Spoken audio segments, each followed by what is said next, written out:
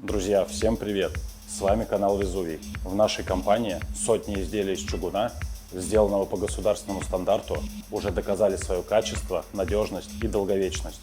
И сегодняшняя новинка продолжает делать то же самое.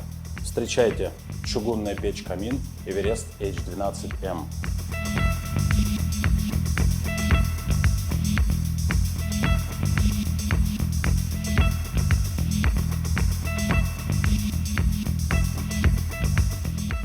Внешний вид и дизайн.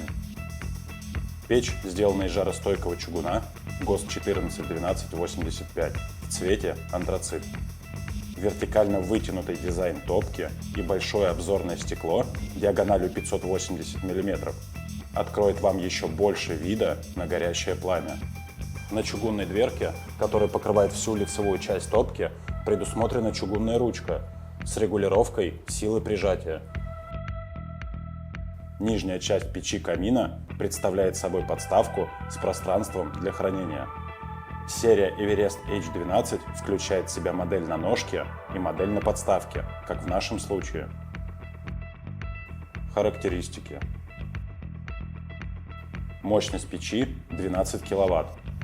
Объем отапливаемого помещения до 240 метров кубических. Вес 185 кг.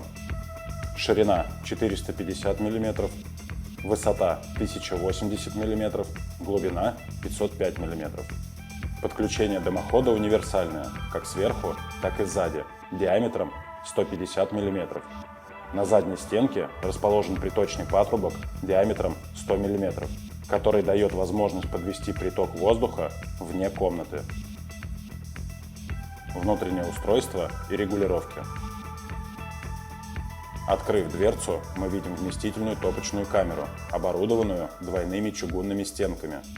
Два чугунных пламя-гасителя препятствуют прямому выбросу огня в дымоход, за счет чего максимально нагреваются стенки и верх печи камина, предотвращая теплопотери.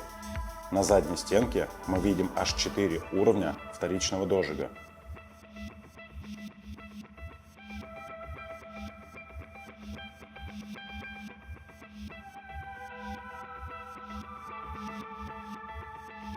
Вермикулитовая плита предотвращает нагрев нижней части печи камина, отделяя пространство для хранения и повышая его безопасность.